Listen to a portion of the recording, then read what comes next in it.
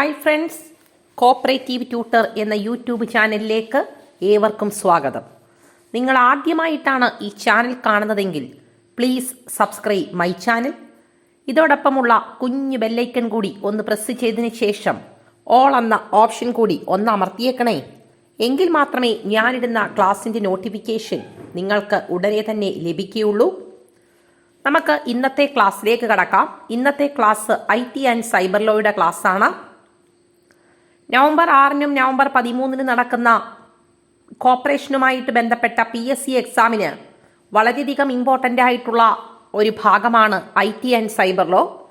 ഇനി വരുന്ന Kerala bank notification വരുമ്പോൾ അതിലും IT ആൻഡ് സൈബർ ലോ ഒരു സിലബസ് ആയിട്ട് തന്നെ കാണും, എക്സാം സിലബസ് ആയിട്ട് തന്നെ കാണും.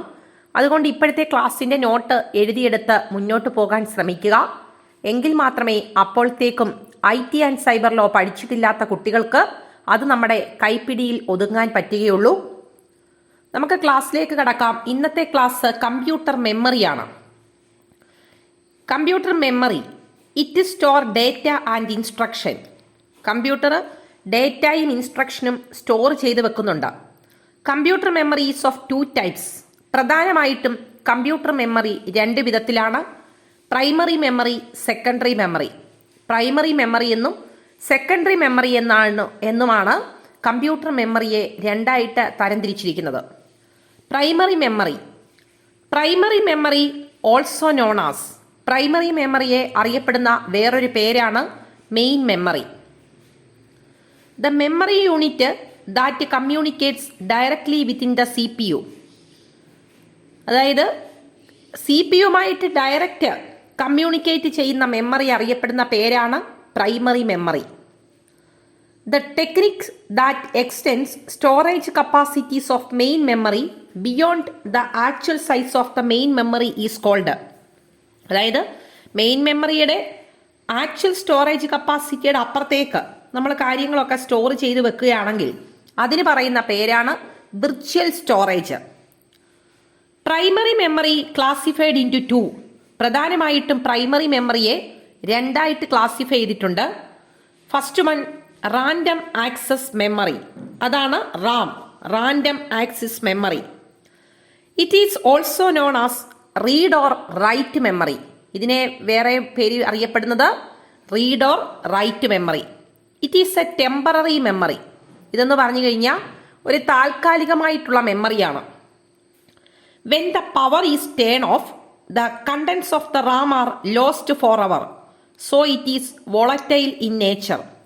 കറണ്ട് പോകുന്ന സമയത്ത് ഈ മെമ്മറിയിലെ മുഴുവൻ കണ്ടന്റും എന്നേക്കുമായിട്ട് നഷ്ടപ്പെട്ടു പോകുകയാണ്. അതുകൊണ്ട് തന്നെ റാമിനെ വിളിക്കുന്ന റാം എന്ന് പറയുന്നത് വോളറ്റൈൽ ഇൻ നേച്ചർ ആണ്. അപ്പോൾ ഏറ്റവും കൂടുതൽ PSC പരീക്ഷയ്ക്ക് ചോദിച്ചൊരു ക്വസ്റ്റ്യൻ ആണ് വോളറ്റൈൽ മെമ്മറി ഏതാണ്? റാം ആണ്. To copy the document, record or image from RAM to hard disk is called saving. അതായത് കറണ്ട് പോകുന്നതിന് മുമ്പേ ഞാൻ പറഞ്ഞില്ല, കറണ്ട് പോകുമ്പോഴത്തേക്ക് ഇതിലെ ഡേറ്റ എല്ലാം ലോസ് ആയി പോകും. അതുകൊണ്ട് അങ്ങനെ ഉണ്ടാകുന്നതിന് മുൻപ് ഈ ഡോക്യുമെന്റിനെ കോപ്പി ചെയ്ത് അല്ലെങ്കിൽ റെക്കോർഡോ ഇമേജോ ഒക്കെ ആയിട്ട് മാറ്റുകയാണെങ്കിൽ, റാമിൽ നിന്ന് മാറ്റുകയാണെങ്കിൽ ആ ഒരു പ്രോസസ്സിന് നമ്മൾ പറയുന്ന പേരാണ് സേവിങ് എന്ന് പറയും. ഇനി dynamic RAM, DRAM and static RAM, SRAM are 2 categories of RAM. റാമിന് 2 കാറ്റഗറി ഉണ്ട്, ഡൈനാമിക് റാമും അതുപോലെ സ്റ്റാറ്റിക് റാമും. അപ്പോൾ DRAM-ഉം SRAM-ഉം ഒന്ന് പരീക്ഷയ്ക്ക് ഓർത്തിരിക്കുക. ഫുൾ ഫോം നേരത്തെ ചോദിച്ചിട്ടുണ്ട്. ഇനിയും അടുത്തതാണ് read only memory, ROM. Read only memory, ROM. It is known as permanent storage. ഇതിനെ പറയുന്ന പേരാണ് permanent storage. It is known volatile in nature. ഇതൊരിക്കലും കറണ്ട് പോകുന്ന സമയത്ത് ഇതിനകത്തെ റെക്കോർഡ്സ് ലോസ്റ്റ് ആയി പോകുന്നില്ല. ഇത് നോൺ വോളറ്റൈൽ ഇൻ നേച്ചർ ആണ്. അപ്പം നോൺ വോളറ്റൈൽ മെമ്മറി ഏതാണെന്ന് ചോദിച്ചാൽ ഏതെഴുതും? റോം ആണ്. ROM has only read capability, no write capability. റോമിനുള്ളൊരു പ്രത്യേകത എന്താണെന്ന് ചോദിച്ചാൽ വായിക്കാൻ മാത്രമേ പറ്റത്തുള്ളൂ, എഴുതുന്ന ഒരു കപ്പാസിറ്റി റോമിനില്ല. The instruction for starting the computer are housed on. അതായത് കമ്പ്യൂട്ടർ സ്റ്റാർട്ട് ചെയ്യുന്ന ഇൻസ്ട്രക്ഷനൊക്കെ എവിടെ നിന്നാണ് ലഭിക്കുന്നത് എന്ന് ചോദിച്ചാൽ റോമിൽ നിന്നാണ്. The instruction stored in ROM are called. ഇതുപോലത്തെ ഇൻസ്ട്രക്ഷനൊക്കെ സ്റ്റോർ ചെയ്ത് വെച്ചിരിക്കുന്ന റോമിന്റെ ഭാഗമാണ് ഫേംവെയർ എന്നറിയപ്പെടുന്നത്. ഫേംവെയർ പരീക്ഷയ്ക്ക് ചോദിച്ച ക്വസ്റ്റ്യൻ ആണ്. The instruction stored in ROM are called firmware. There are 3 categories of ROM. പ്രധാനമായിട്ടും റോമിന് 3 കാറ്റഗറിയാണുള്ളത്. പ്രോഗ്രാമബിൾ റോം അല്ലെങ്കിൽ PROM. It is one time programmable device. ഇവിടെ ഒരു ടൈം മാത്രമേ പ്രോഗ്രാം സ്റ്റോർ ചെയ്ത് വെക്കാൻ പറ്റത്തുള്ളൂ. Used in video game consoles, mobile phone, implantable medical devices and high definition multimedia interfaces. ഇവിടൊക്കെ ഉപയോഗിക്കുന്നത് പ്രോമാണ്. അതായത് അവരുടെ പർപ്പസ് എന്താണോ ആ പർപ്പസിന് വേണ്ടിയിട്ട് ഒരിക്കൽ മാത്രം ഡേറ്റ അല്ലെങ്കിൽ പ്രോഗ്രാം സ്റ്റോർ ചെയ്ത് വെക്കുകയാണ് പ്രോഗ്രാമബിൾ റോമിനകത്ത് ചെയ്യുന്നത്.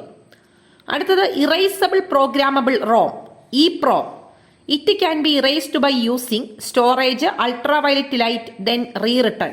ഇവിടെ ഇങ്ങനെ ഒരു പ്രത്യേക പർപ്പസ് എന്ന് എടുത്തു പറയുന്നില്ല. അവര് പല പല കാര്യങ്ങൾക്ക് വേണ്ടി ഇത് ഉപയോഗിക്കും. അപ്പൊ ആദ്യം ഉപയോഗിച്ചു കഴിഞ്ഞു കഴിഞ്ഞാൽ അത് അൾട്രാവയലറ്റിന്റെ സഹായത്തോടു കൂടി അത് ഇറേസ് ചെയ്തതിനു ശേഷം വീണ്ടും റീറിട്ടൺ ചെയ്യാനുള്ള റൈറ്റ് ഉള്ളതാണ്, അല്ലെങ്കിൽ അതിൻ്റെ ഉള്ള ഫെസിലിറ്റി ഉള്ളതാണ് ഇറേസബിൾ പ്രോഗ്രാമബിൾ റോം, EEPROM. ഇനിയും അതുകൊണ്ട് തന്നെ EEPROMനെ നമുക്ക് it is also known as ultraviolet erasable programmable ROM എന്നും വിളിക്കാം. UV EEPROM എന്നും വേണമെങ്കിൽ വിളിക്കാം. അടുത്തതാണ് electrically erasable programmable ROM, EEPROM. They can be programmed several times by erasing its contents by using electrical signals. നേരത്തെ അൾട്രാവയലറ്റ് രശ്മികളുടെ സഹായത്തോടു കൂടിയിട്ടാണ് ഇറേസ് ചെയ്ത് കളഞ്ഞിരുന്നെങ്കിൽ ഇത് ഇലക്ട്രിക്കൽ സിഗ്നൽസിന്റെ സഹായത്തോടു കൂടിയിട്ടാണ് ഇവിടുത്തെ ഡേറ്റാസ് ഒക്കെ ഇറേസ് ചെയ്ത് കളയുന്നത്. അങ്ങനെയുള്ള റോമിനെ വിളിക്കുന്ന പേരാണ് EEPROM. ഇതിന്റെ എല്ലാം ഫുൾ ഫോം നിർബന്ധമായിട്ടും പഠിച്ചു വെക്കുക. പരീക്ഷയ്ക്ക് അങ്ങോട്ടും ഇങ്ങോട്ടും ഓരോ വാക്കൊക്കെ മാറ്റിയിട്ട് ഇതിന്റെ ഫുൾ ഫോം ചോദിക്കും. അല്ലെങ്കിൽ ഇതിനകത്തെ റെപ്രസെന്റ് ചെയ്യുന്നത് എന്താണ്, ഫസ്റ്റ് റെപ്രസെന്റ് ചെയ്യുന്നത് എന്താണ് എന്നൊക്കെ പറഞ്ഞിട്ടുള്ള ക്വസ്റ്റ്യൻസ് ഒക്കെ സാധാരണയായിട്ട് PSC എക്സാമിന് ചോദിക്കുന്നുണ്ട്. അപ്പോൾ അതൊക്കെ ഒന്ന് നോട്ട് ചെയ്ത് പഠിക്കുക. ഇനി സെക്കൻഡറി മെമ്മറിയെ കുറിച്ചാണ് നമ്മൾ പറയുന്നത്. The secondary memory stores much larger amounts of data and information permanently. Secondary memory എന്ന് പറഞ്ഞു കഴിഞ്ഞാൽ തന്നെ ലാർജർ എമൗണ്ട് ഓഫ് ഡേറ്റയും ഇൻഫർമേഷനും പെർമനന്റ് ആയിട്ട് സ്റ്റോർ ചെയ്ത് വെക്കുകയാണ്, സ്ഥിരമായിട്ട് സ്റ്റോർ ചെയ്ത് വെക്കുകയാണ്. They are also known as. ഇങ്ങനെ സ്റ്റോർ ചെയ്ത് വെക്കുന്ന സെക്കൻഡറി മെമ്മറിയെ വിളിക്കുന്ന വേറെ പേരാണ് auxiliary memory or external memory. അപ്പോൾ ഓക്സിലറി മെമ്മറി അല്ലെങ്കിൽ എക്സ്റ്റേണൽ മെമ്മറി എന്നറിയപ്പെടുന്നത് ഏതാണ്? സെക്കൻഡറി മെമ്മറിയാണ്. Data in secondary memory cannot be processed directly by the CPU. ഈ സെക്കൻഡറി മെമ്മറി യൂണിറ്റിൽ അല്ലെങ്കിൽ സെക്കൻഡറി മെമ്മറി ഡിവൈസിൽ ഡയറക്റ്റ് ആയിട്ട് CPU ഡേറ്റ സ്റ്റോർ ചെയ്ത് വെക്കാൻ പറ്റത്തില്ല. It must be first be copied to primary storage. Primary സ്റ്റോറേജിൽ നിന്നാണ് ഇത് സെക്കൻഡറി സ്റ്റോറേജിലേക്ക് സ്റ്റോർ ചെയ്ത് വെക്കുന്നത്. പ്രധാനമായിട്ടുമുള്ള സെക്കൻഡറി മെമ്മറി ഡിവൈസസ് എപ്പോഴും പരീക്ഷയ്ക്ക് ചോദിക്കുന്നതാണ്. ഇതിനെക്കുറിച്ച് ഓരോന്നിനെ കുറിച്ചും ഡീറ്റെയിൽഡ് ആയിട്ട് തന്നെ നമുക്ക് പരീക്ഷയ്ക്ക് മുൻപേ പഠിക്കണം. ഫസ്റ്റ് ആണ് മാഗ്നറ്റിക് ഡിസ്ക്. മാഗ്നറ്റിക് ഡിസ്ക് എന്നുള്ള കാറ്റഗറിയിൽ വരുന്നതാണ് hard disk drive, floppy disk, memory stick, magnetic tape. ഇതൊക്കെ സെക്കൻഡറി മെമ്മറി ഡിവൈസിനകത്ത് മാഗ്നറ്റിക് ഡിസ്ക് എന്ന് പറയുന്ന കാറ്റഗറിയിൽ വരുന്നതാണ്. അടുത്തതാണ് optical disk, CD, DVD, Blu ray disk. ഇതൊക്കെ ഓപ്റ്റിക്കൽ ഡിസ്ക് ആണ്. അടുത്തത് solid state disk, pen drive അല്ലെങ്കിൽ ഫ്ലാഷ് ഡ്രൈവ്. ഇതൊക്കെ സോളിഡ് സ്റ്റേറ്റ് ഡിസ്ക് ആണ്. അപ്പോൾ ഇത്രയും കാര്യങ്ങൾ മെമ്മറിയെ പറ്റി ഇനി നമുക്ക് നാളത്തെ ക്ലാസ്സിൽ ഹാർഡ് ഡിസ്ക് ഡ്രൈവ്, അതിൻ്റെ പ്രത്യേകത, ഫ്ലോപ്പി ഡിസ്ക് കണ്ടുപിടിച്ചത്, CD കണ്ടുപിടിച്ചത്, അതിൻ്റെ റൈറ്റിംഗ് കപ്പാസിറ്റി അല്ലെങ്കിൽ സ്റ്റോറേജ് കപ്പാസിറ്റി, ഇതുപോലത്തെ കാര്യങ്ങളൊക്കെ നമ്മുടെ PSC പരീക്ഷയ്ക്ക് വളരെ ഇമ്പോർട്ടൻ്റ് ആയിട്ടുള്ള ഭാഗമാണ്. അപ്പം മെമ്മറിയെക്കുറിച്ച് പറഞ്ഞിട്ടുള്ള കാര്യങ്ങൾ, പ്രൈമറി മെമ്മറിയെക്കുറിച്ചും സെക്കൻഡറി മെമ്മറിയെക്കുറിച്ചും പറഞ്ഞിട്ടുള്ള കാര്യങ്ങൾ ഒന്നുപോലും വിടാതെ നോട്ട് എഴുതി തന്നെ പഠിക്കാൻ ശ്രമിക്കുക. പ്രത്യേകിച്ചും ഇതിൻ്റെ ഫുൾ ഫോം ഒക്കെ പറഞ്ഞിട്ടുള്ളത് തെറ്റാതെ ഓരോ അക്ഷരവും എന്തിനെ ഡിനോട്ട് ചെയ്യുന്നു എന്നും പഠിക്കാൻ ശ്രമിക്കുക. അപ്പം ഇത്രയും നേരം എൻ്റെ ക്ലാസ് കേട്ടുകൊണ്ടിരുന്ന എല്ലാവർക്കും ഈ ക്ലാസ് മനസ്സിലായി എന്ന് ഞാൻ വിചാരിക്കുന്നു. നിങ്ങളുടെ വിലയേറിയ അഭിപ്രായങ്ങൾ കമൻറ്റ് ബോക്സിൽ രേഖപ്പെടുത്താൻ മറക്കരുത്. നിങ്ങൾക്ക് ഈ ക്ലാസ് പ്രയോജനകരമായി തോന്നിയെങ്കിൽ നിങ്ങളുടെ കൂട്ടുകാർക്കായി ഷെയർ ചെയ്യാനും ലൈക്ക് ചെയ്യാനും മറക്കരുത്. അപ്പോൾ ഇത്രയും നേരം ക്ലാസ് കണ്ടിരുന്ന എൻ്റെ പ്രിയ കുട്ടികൾക്കെല്ലാം താങ്ക്സ് ഫോർ വാച്ചിങ്.